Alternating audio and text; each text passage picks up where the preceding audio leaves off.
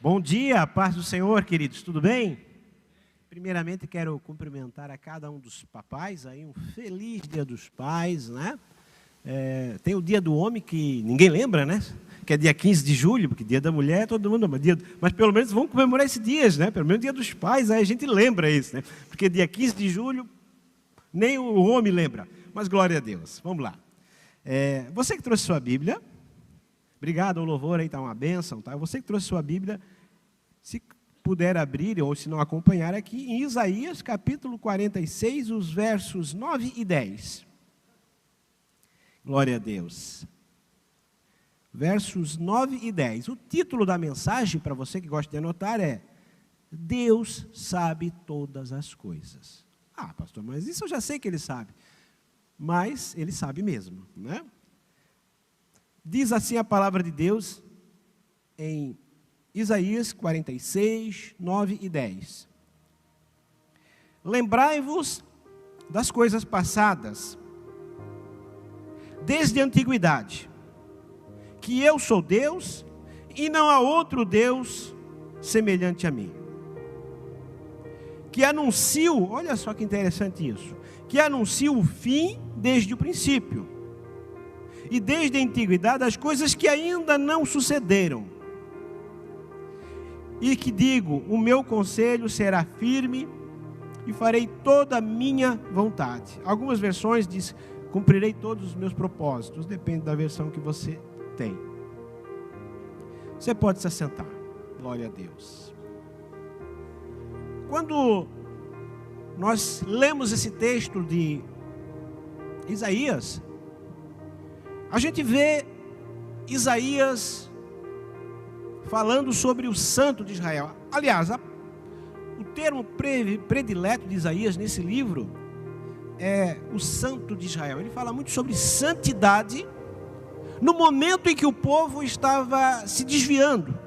Como Deus sabe todas as coisas, Ele estava preparando o povo, dando uma nova oportunidade para o povo chegar-se a Deus.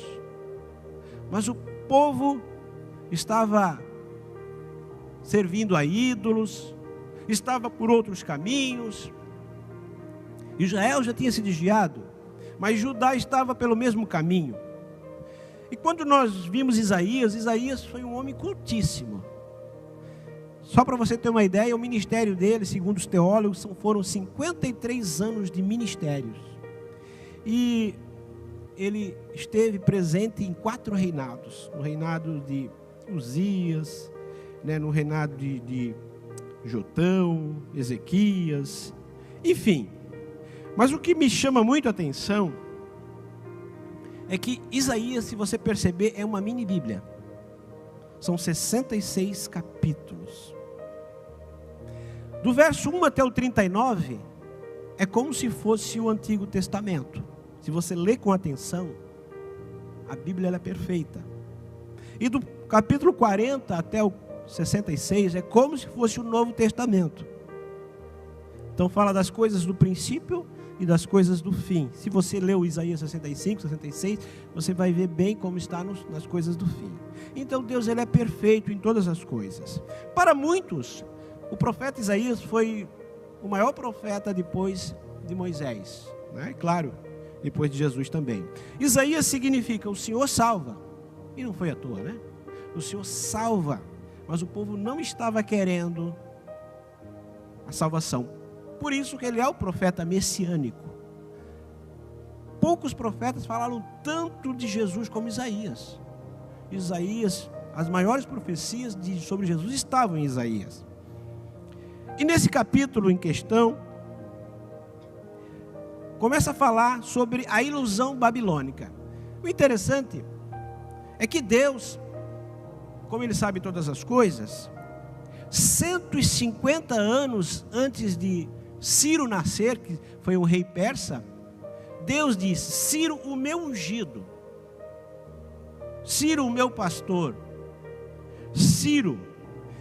Então, quando a gente fala de ungido, fala sobre escolhido. Deus escolheu Ciro antes, 150 anos desse homem nascer, Ele escolheu para fazer justiça ao povo de Israel. O povo de Judá. O povo de Judá nem sabia que seria cativo na Babilônia ainda. Mas Deus já sabia que eles iam desobedecer.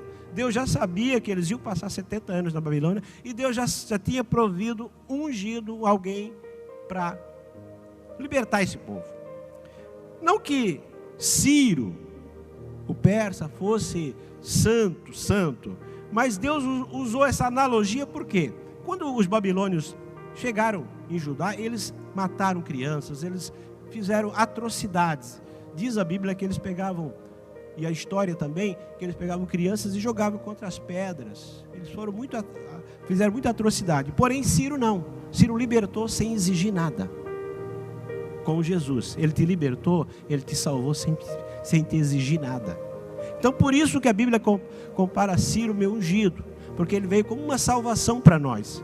Deus, quando te salvou, Ele não te pediu nada em troca, né? Mas o que esse texto que eu li, esses 2 versículos, nos ensina? Primeira coisa, diz aqui: lembrai-vos das coisas passadas, desde a antiguidade. O passado serve para nos lembrar de como Deus foi bom até aqui.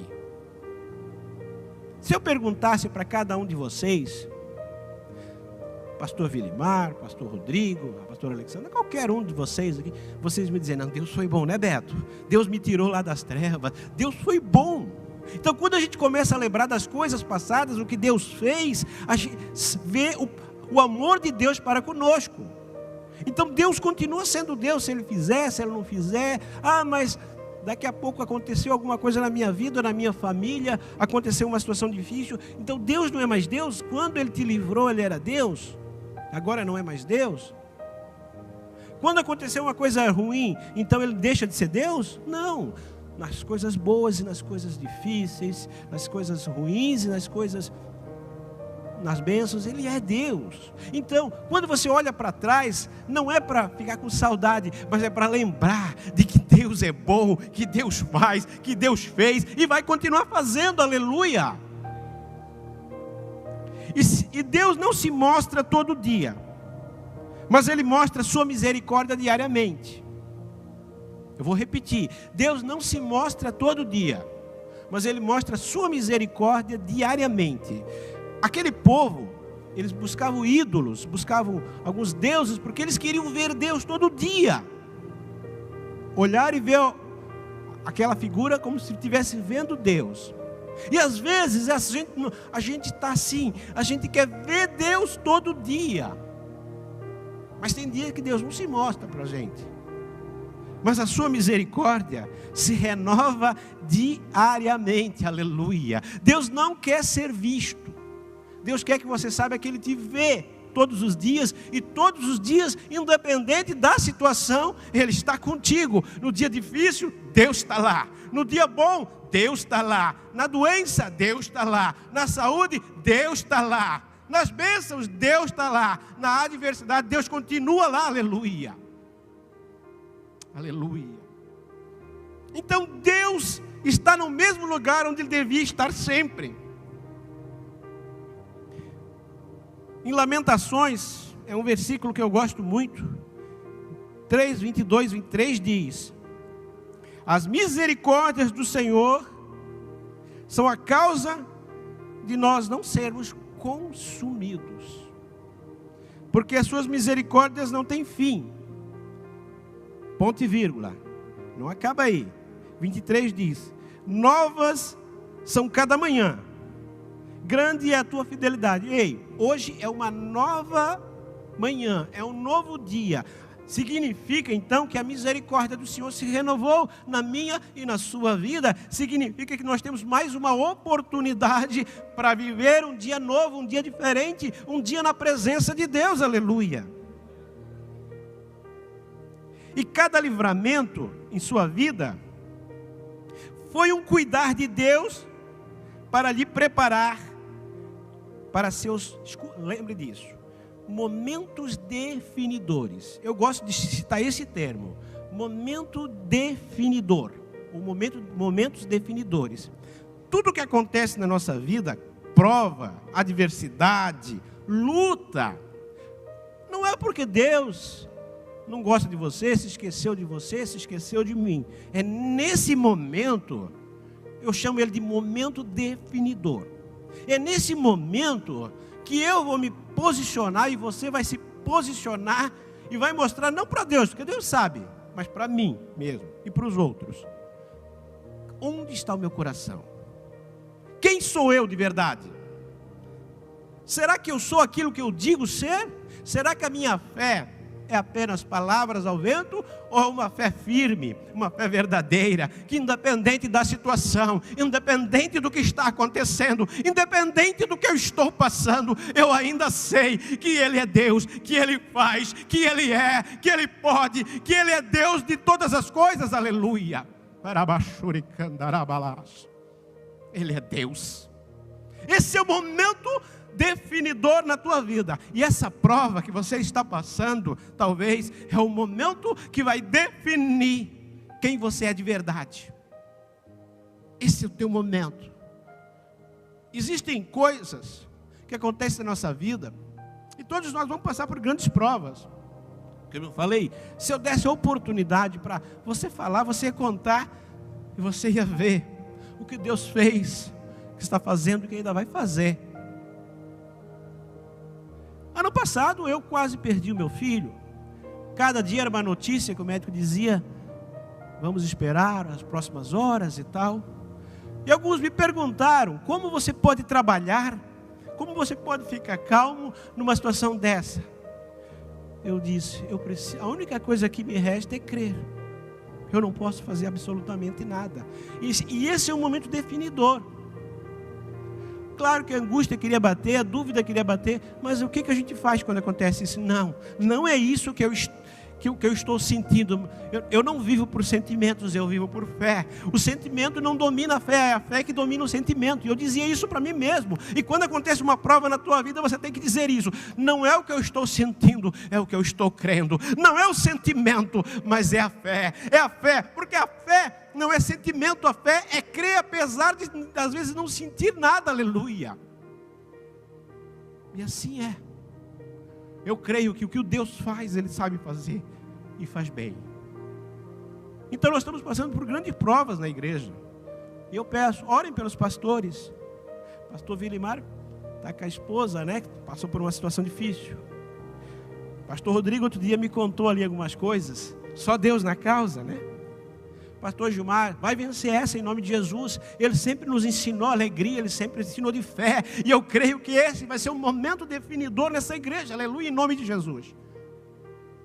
Então, esses momentos de provas chamam momento definidor. Aí define se o que eu estou falando, se o que eu vivo é verdade ou não. Então, é por isso que vem. E é por isso que em Deuteronômio, capítulo 8, 2 e 3, Deus falou para Israel assim, né? E te lembrarás de todo o caminho pelo qual o Senhor Deus te guiou no deserto estes 40 anos. Olha só, para te humilhar e te provar, para saber o que estava no teu coração, se guardarias os seus mandamentos ou não.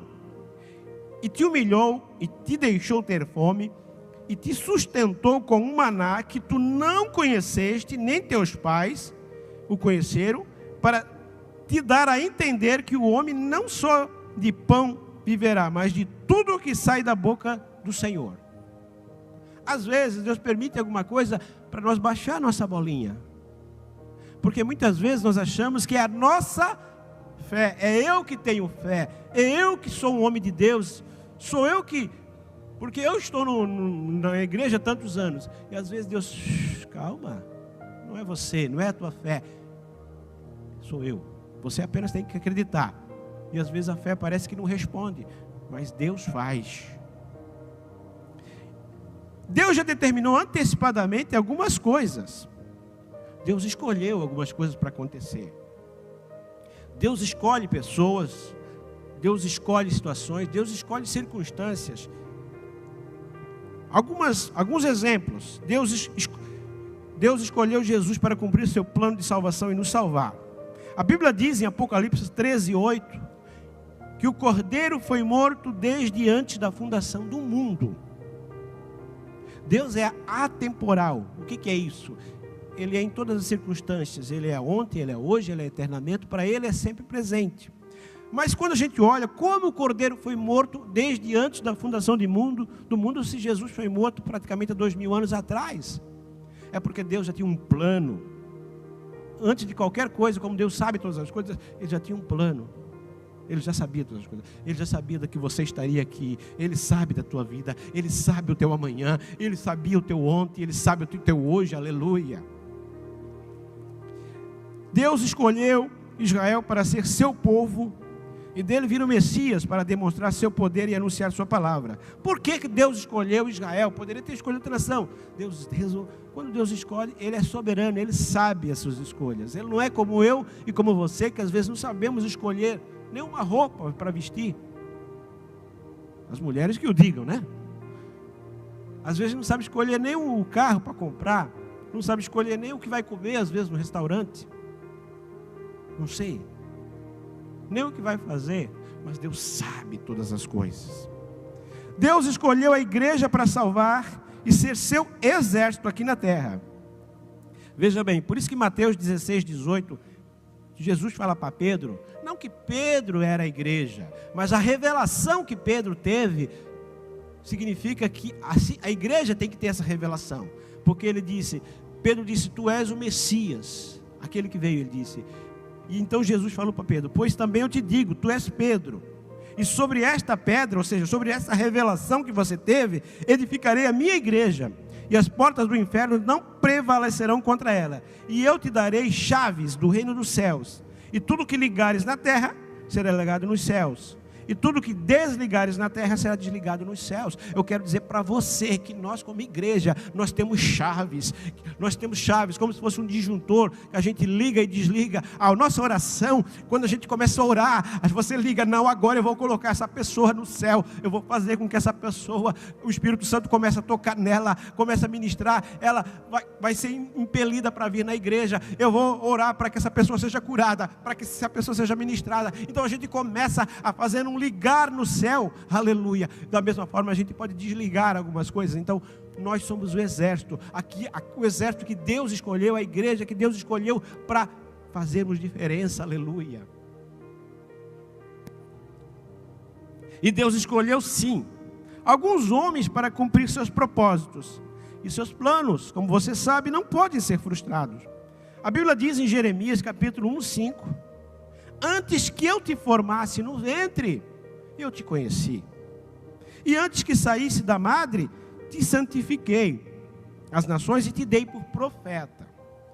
Tem muita gente que confunde isso com salvação. Propósito é uma coisa, salvação é outra. Deus não diz que eu te salvei, Jeremias. Diz que ele já tinha determinado para ser profeta. Mas o profeta, se ele não seguir aquilo que ele prega, ele pode também não ir para o céu. Porque senão a gente tiraria uma lei universal, que é a lei do livre-arbítrio. Então Deus não seria, não era Deus que era Deus que escolhia quem ia para o céu ou não ia. Então Deus permite que eu e você escolhamos os nossos caminhos. Mas Ele tem um propósito. Você pode escolher cumprir esse propósito ou não. Como por exemplo Jonas. Jonas desobedeceu por um tempo. Mas ele fez até que Jonas cumpriu o seu chamado. E assim somos nós. Às vezes Deus nos escolheu para alguma tarefa, para alguma missão. Mas a gente desobedece. E nessa desobediência, quando a gente sai fora dos planos de Deus, acontecem algumas coisas que Deus está querendo, como um GPS. Você perde a rota, perde o caminho. Deus diz, não, vamos recalculando a rota. Vou recalcular a rota para colocar essa pessoa de novo no mesmo caminho, porque ela está se perdendo. E quando Deus percebe que eu e você estamos nos perdendo, Deus recalcula a rota. Você às vezes faz um atalho aqui, atalho lá, mas Deus quer que você chegue ao seu destino, aleluia. E o seu destino é o céu. Aleluia. E como eu falei antes, Deus escolheu Ciro para libertar o povo dele, lá da Babilônia. E para terminar, hoje é dia dos pais, não quero ser longo. você e eu, acreditando ou não, os propósitos de Deus serão cumpridos. Acreditando ou não, o arrebatamento da igreja virá. Ah, mas Jesus vai... Esse negócio de Jesus vai voltar... Lá Paulo falava, quase 2000 anos atrás, mas isso vai acontecer. Então, a Bíblia diz em 1 Tessalonicenses 4:16 e 17, porque o mesmo Senhor descerá do céu com alarido, e com voz de arcanjo e com trombeta de Deus, os que morrerem em Cristo ressuscitarão primeiro, depois nós, os que ficarmos vivos, seremos arrebatados juntamente com Ele nas nuvens, a encontrar o Senhor nos ares, e assim estaremos para todo sempre com o Senhor. Eu quero dizer para você, que vai chegar um dia, e nós como pastores, nós pregamos poucos sobre isso, pastor Rodrigo, pastor Vilimar, sobre arrebatamento, sobre volta de Jesus. Antes do ano 2000, os pregadores pregavam muito sobre isso. Claro que a volta de Jesus pode ser para mim ou para você, se eu morrer, mas vai chegar um dia, que a igreja vai estar assim, ó. E a Bíblia diz que parte da igreja vai subir e outra parte vai ficar. Imagine se nós estivéssemos num culto assim e de repente Jesus voltasse no arrebatamento. Você olhar para o teu lado, cadê o irmão? Só ia ficar a roupa. E o desespero. Talvez você olhasse para o pastor, se o pastor estivesse com Deus, só ficava o microfone, caía. E você, cadê a palavra? E agora? E um dia, a igreja precisa ser ensinada. Isso vai acontecer. Você vai estar, a Bíblia diz que 2 estarão na cama, um terá tomado e outro ficará. 2 estarão no campo, acontecerá isso a mesma coisa. Então vai chegar um dia, igreja, talvez seja a nossa geração ou não. Essa hora só Deus sabe. Que a gente vai estar dirigindo, talvez... Os carros vão bater por quê? Porque alguém sumiu o volante. As mulheres estarão grávidas e de repente, aí, a criança que é inocente, o feto subiu. Então vai chegar esse dia, acreditando ou não, eu estou avisando vocês, os profetas estão avisando vocês, um dia vai chegar e pode ser agora. Conta-se que um pastor, alguns anos atrás, ele fez uma dinâmica na igreja. Eu acho que ele quase matou todo mundo do coração. Ele começou a pregar sobre arrebatamento e ele começou a dizer: e se Jesus voltasse daqui a um mês, como você estaria? E se daqui a pouco ele começou: e se Jesus voltasse daqui a 15 dias, como você estaria? E ele foi diminuindo o tempo. Ele disse: se Jesus voltasse daqui a 1 hora, você estaria pronto? Ele disse: se Jesus... E ele foi descendo o tempo. E ele começou a pregar daqui a pouco: e se Jesus voltasse agora, você estaria pronto? E quando ele disse agora, apagaram a luz. Várias pessoas fugiram, né? Caiu o microfone. E vocês pensam o desespero que houve naquela igreja. Porque muitos pensaram: fiquei, né? Claro que eu não vou fazer isso com vocês, nós não vamos fazer. Senão pode ter gente cardíaca aqui morrer ainda, né? Aí sobe de verdade, né? Mas olha só, as pessoas não estavam preparadas. Foi um choque de realidade. E um dia Jesus vai voltar, vai ter esse arrebatamento. Esse só, muitos não vão ver Jesus. Essa é a primeira, é o arrebatamento. Mas Jesus também, a Bíblia diz que, acreditando ou não, vai ter a segunda volta, a segunda vinda de Jesus. Jesus veio em carne, em terra, e ele virá novamente. Em Apocalipse 1:7 diz: eis que vem com as nuvens e todo olho verá, até mesmo os que transpassaram, e todas as tribos da terra se lamentarão sobre ele. Eu quero dizer para vocês que a primeira, só ouvirão o alarido os salvos. O mundo não vai ver, que é o arrebatamento. Mas na volta de Jesus, e aí eu não vou entrar porque é um campo teológico bem longo, né? Vai ter a pré-tribulação, a tribulação, então nós vamos entrar em correntes teológicas, mas vai chegar um momento que Jesus vai vir para buscar os seus, porque depois do arrebatamento, né? Agora, Jesus morreu para nos salvar, preste atenção nisso. Se você aceitar o sacrifício dele, você é salvo. Depois do arrebatamento, aqueles que não conheceram Jesus nunca vão. Então, pessoas serão salvas se derem a vida por Jesus. Você tem que pagar com a sua própria vida. né? E existem algumas correntes teológicas ali que eu não vou entrar no assunto porque vai dar muita polêmica. Mas então agora é no tempo da graça. Aceita a morte de Jesus, você é salvo. Depois vai ser muito mais difícil. Aí é complicado. Mas diz que ele vai ter uma segunda vinda. Assim como ele subiu lá no Monte das Oliveiras, ele vai voltar naquele monte lá para buscar a sua igreja. E acreditando ou não, existe céu e inferno. Muita gente não fala de céu, fala só de céu, mas não fala do inferno. Sabia que o inferno é mais citado na Bíblia do que o céu? E ele é real. Mas Jesus não manda ninguém para o inferno. Isso você está totalmente certo. Jesus não manda ninguém para o inferno. Eu ou você escolhemos ir para lá. Como assim? Se eu não aceitar o sacrifício dele na minha vida e não crer que ele morreu pelos meus pecados e viver uma vida segundo a Bíblia, né?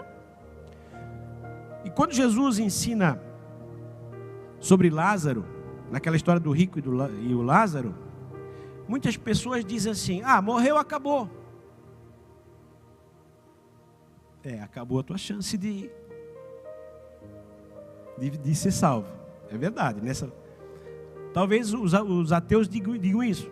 Talvez os que creem em Allan Kardec vão dizer: não, mas eu morrer, eu vou reencarnar em outra pessoa, e assim vai. Então, eu não sei quem eu sou, não sei quem eu era e não sei quem serei.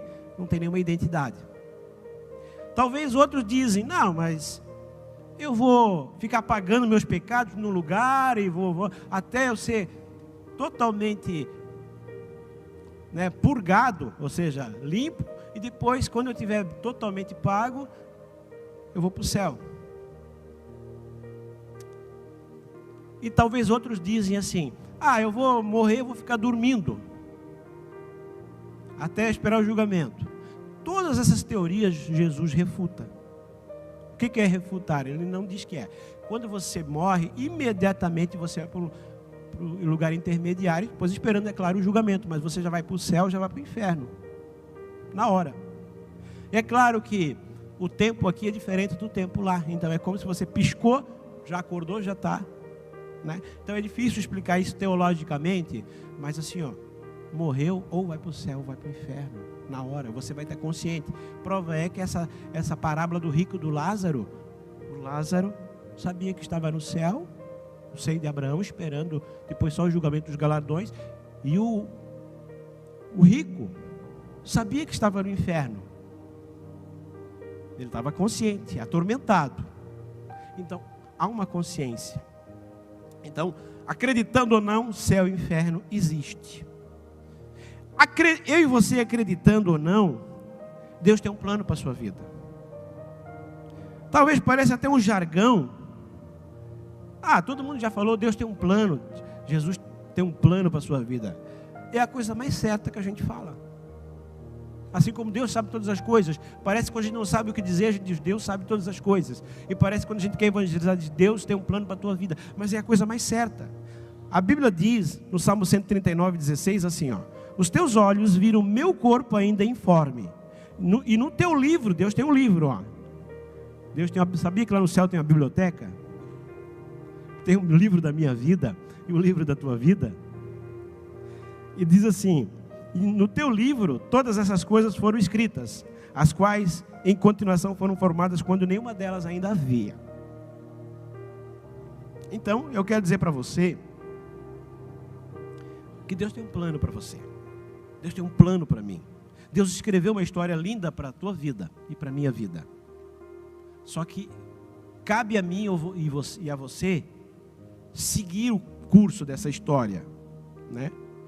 E acreditando ou não, nós vamos passar, se o arrebatamento não vir antes, nós vamos passar pela morte física. E haverá um julgamento para nós. A Bíblia diz em Hebreus 9:27, e só aí mata toda a teoria de reencarnação, né? Só esse versículo, não precisa mais nada. E como aos homens está ordenado de morrer uma vez, não é duas vezes, é uma vez. E depois disso vem o juízo, né? Então, você quebra qualquer espírita, qualquer teoria de reencarnação com esse versículo, Hebreus 9:27. Pronto. É uma pá de cal. Acabou o argumento.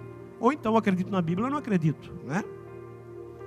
E uns serão julgados para a condenação eterna e outros para receber o seu galardão. Todos que vão para o céu serão abençoados, mas lá nós teremos galardões, ou seja, posições espirituais. Então o que você fez aqui na terra, Deus não é injusto. Ah, mas o ladrão morreu, foi para o céu, né? Arrependeu-se na hora. Ele já, glória a Deus, ganhou salvação. Mas aquele que batalhou pelo evangelho, aquele missionário, aquele pastor, aquele homem de Deus, aquela mulher de Deus, vai ser recompensada lá. Porque a Bíblia não diz que será recompensada muitas vezes aqui nesse século e no século vindouro. Então, queridos, para terminar, a Bíblia, nesses versículos, independente da incredulidade dos homens, né? Deus tem um plano para a sua vida. E independente se você crê ou não acredita, Jesus vai voltar. E Ele vem buscar. Um dia, eu estava contratando uma pessoa numa empresa, lá na empresa, e eu não sei por que cargas d'água, o moço disse para mim assim, tem uma vaga aqui, tal, só tem um problema. Não sei por que ele falou isso, mas já que ele entrou no assunto, ele disse, eu sou ateu. Algum problema a empresa em contratar ateu? Eu disse, não, nenhum problema. A gente contrata, nós não estamos contratando os religiosos aqui, nós estamos contratando trabalhadores. Eu disse assim, já que você tocou no assunto, eu disse, eu vou te perguntar uma coisa, né? Posso perguntar? Ele disse, pode. Eu disse, você não crê em Deus? Não, eu não creio em Deus. Eu acredito na ciência, eu acredito em várias coisas, mas Deus não. Eu disse assim, então tá, mas na matemática, na probabilidade, você acredita? Ele disse, acredito. Porque é ciência? Eu disse, legal. Então vamos imaginar, eu disse assim, eu sei que eu estou certo, e você vai dizer que está certo também. Vamos dar 50% de Deus estar certo e você 50% de estar certo. Eu disse, imagine que, vou começar contigo, você esteja certo. Não existe céu, não existe inferno. Então eu vou morrer, mas eu aqui nessa terra, mesmo servindo a Deus, mesmo que eu esteja enganado, como você diz que está, e eu sei que não, mas eu vou dar a razão para ti nesse momento, é o teu 50%, mesmo que eu esteja enganado, eu servi a Deus, eu fui feliz, eu fui iludido, mas eu fui feliz. Então eu vou morrer, eu não vou perder nada e não vou ganhar nada, ok? Perfeito. Agora vamos pegar outro 50% que eu esteja certo, eu tenho convicção que eu esteja certo e você esteja errado. Então se você fez aqui, não acreditou que existe Deus e tal, você fez tudo o que queria, talvez você até usufrui da vida, só que você vai morrer, eu vou ganhar tudo e você vai perder tudo. Eu disse, de qualquer maneira, eu vou estar no lucro, porque eu sou feliz aqui, eu tenho certeza que eu vou ganhar lá. Agora você pode só ganhar 50%, e 50% é uma percentagem muito alta para eu arriscar a minha vida. E ainda mais a vida eterna. Aí o rapaz deu uma pensada, olhou. Eu disse, não, isso é ciência, isso é matemática, isso é probabilidade. Né? Você não pode afirmar que eu estou errado e eu também não posso dizer 100%. Mas a fé é isso, a fé é o que não existe, a fé é o que eu creio. E tudo é questão de fé. Você está crendo que Deus não existe, então é uma fé. Mesmo uma fé contrária, mas é uma fé. O rapaz ficou, tal.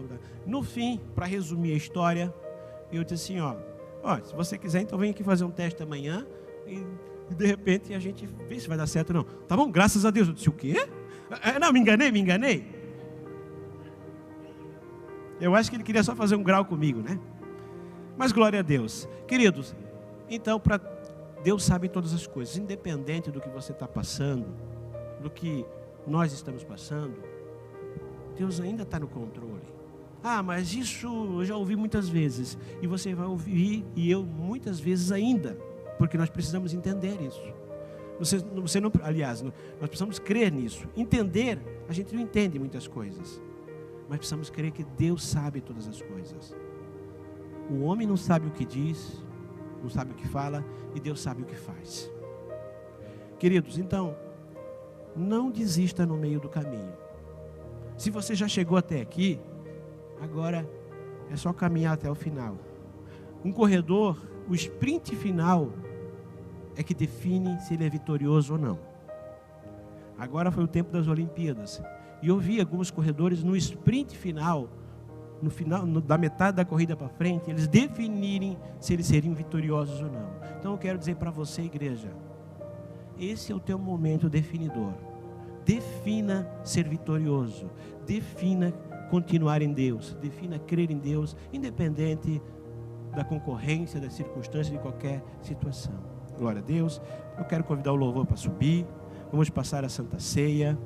Eu espero que você entenda que Deus sabe todas as coisas. Até o que parece que não está fora do teu controle, Deus sabe. É porque Deus tem um propósito nisso também. Amém? Já convido também os obreiros, se quiserem já